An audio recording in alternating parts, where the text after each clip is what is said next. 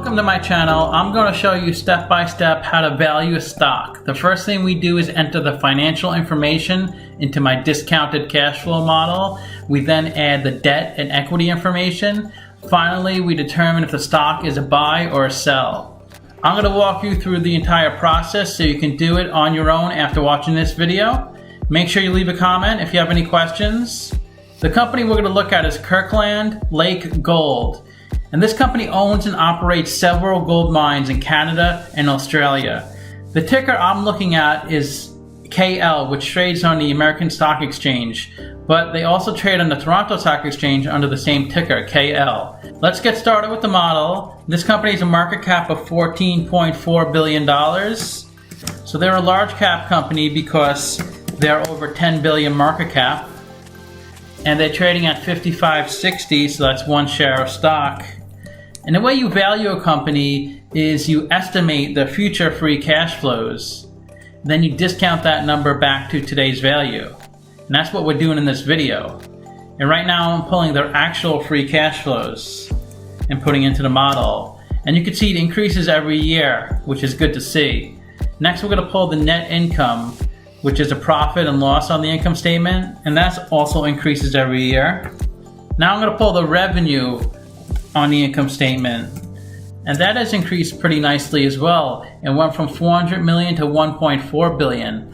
Not only is their revenue increasing every year, but their margins are increasing. In 2016, they converted 10% of their revenue into net income. So 10% of their sales they convert to profit.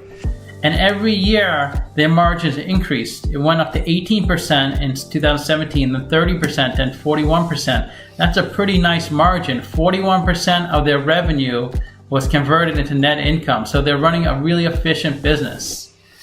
Let's look at the capital structure of the company.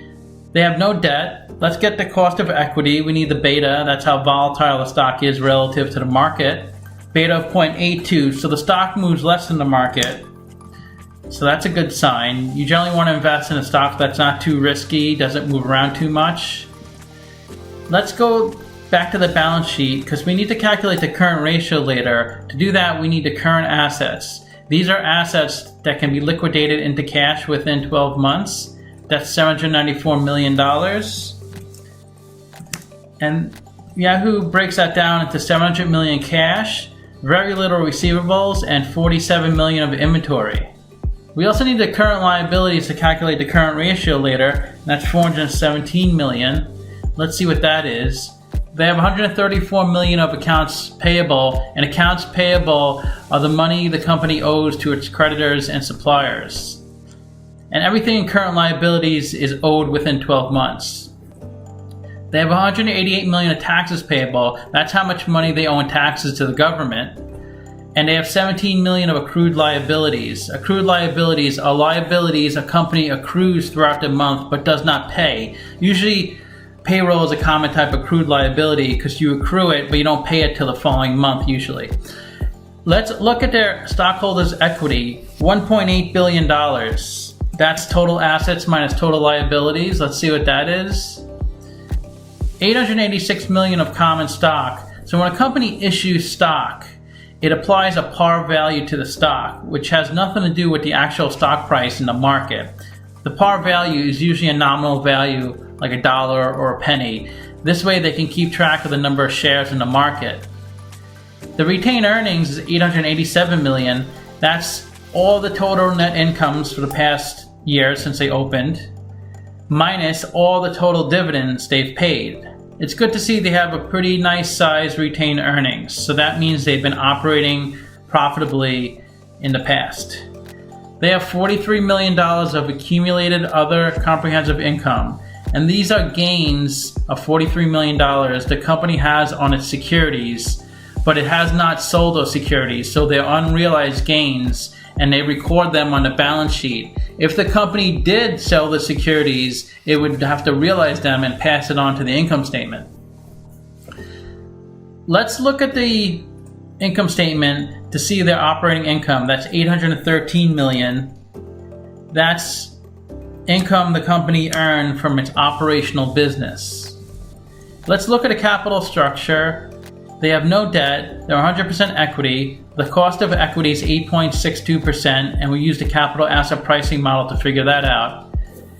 Now we use that number to discount the future cash flows. So we estimated 4 years of future free cash flows. We also estimated terminal value, which is all cash flows past year 4, that's $19 billion.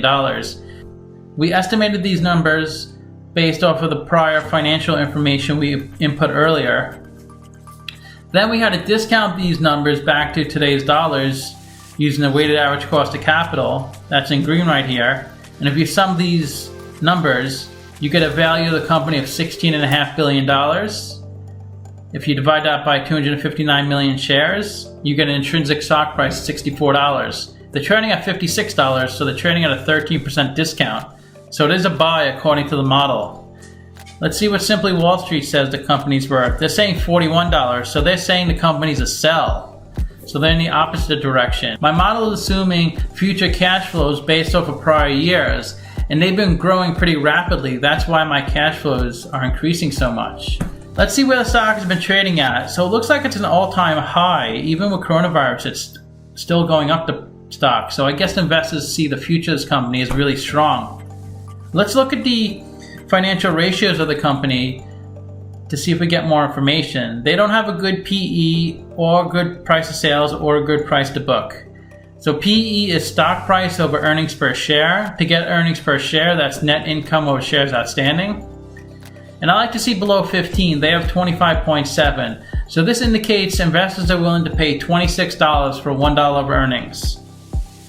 Price of sales is stock price over sales per share. To get sales per share, that's revenue over shares outstanding. And I like to see below 2.5. They're at 10.4. So this indicates investors are willing to pay $10 for $1 of sales. Price to book is stock price over book value per share. To get book value per share, that's equity over shares outstanding. I like to see below 3.5. They're at 8. So investors are willing to pay $8 for $1 book value. Current ratio is good and ROE is good. Current ratio is current assets over current liabilities, so they can easily cover their current liabilities. ROE is net income over equity, so they provide a 31% return to the equity holders. I like to see above 20% on ROE, so 31% is great. And I don't have any other companies to compare them to. I'm hearing a lot of people and a lot of analysts saying gold is going to be going up in price because the dollar should be weakening. But I don't see that happening yet. Who knows what the future may bring. Thanks for watching the video.